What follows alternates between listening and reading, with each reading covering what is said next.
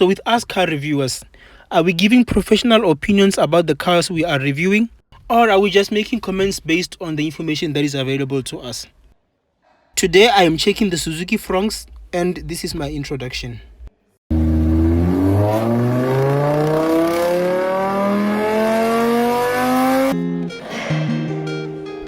And as I'm making this video, I also want to make a promise that I'll make part 2 of this video, which is going to include me test driving this car and checking how it feels. And I think most of you will understand why I want to test drive this car myself.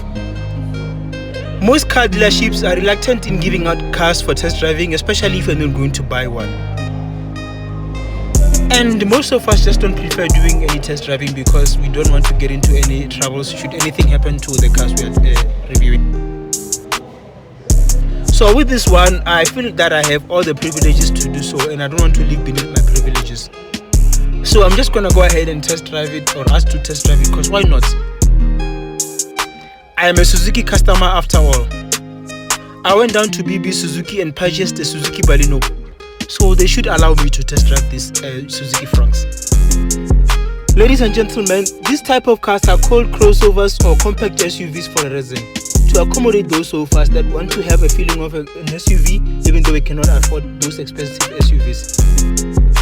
So you cannot in a right mind expect a Toyota Fortuner experience or Ford Everest experience in this sort of a car.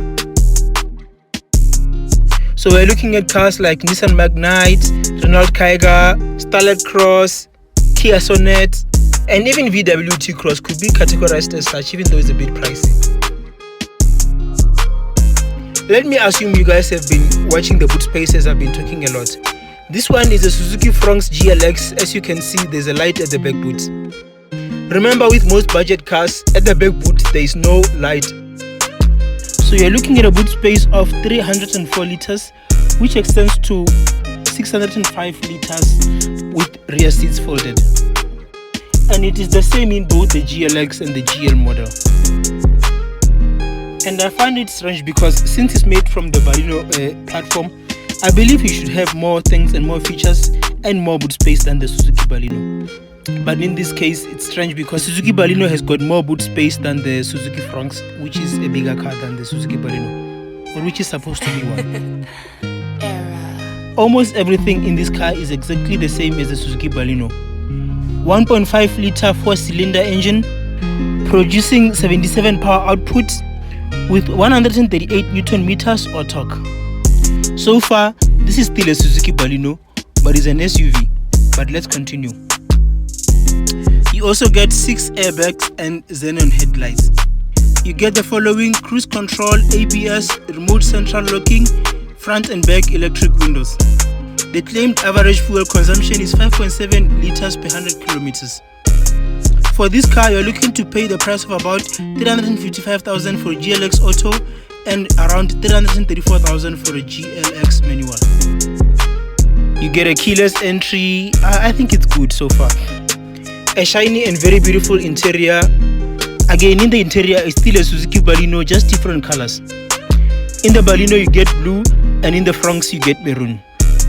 The exact same everything. So I don't know if Suzuki is trying to play with us, or they're out of ideas, or they're just trying to keep a unique design for all their cars, since these two are made from the same platform.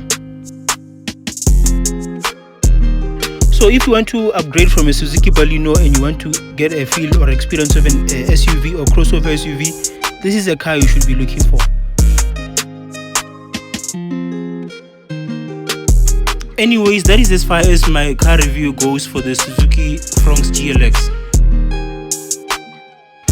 Don't forget that I said I'm gonna do a test drive of this car and check how it feels myself, and I will post it as time goes by. Thank you, have a nice day.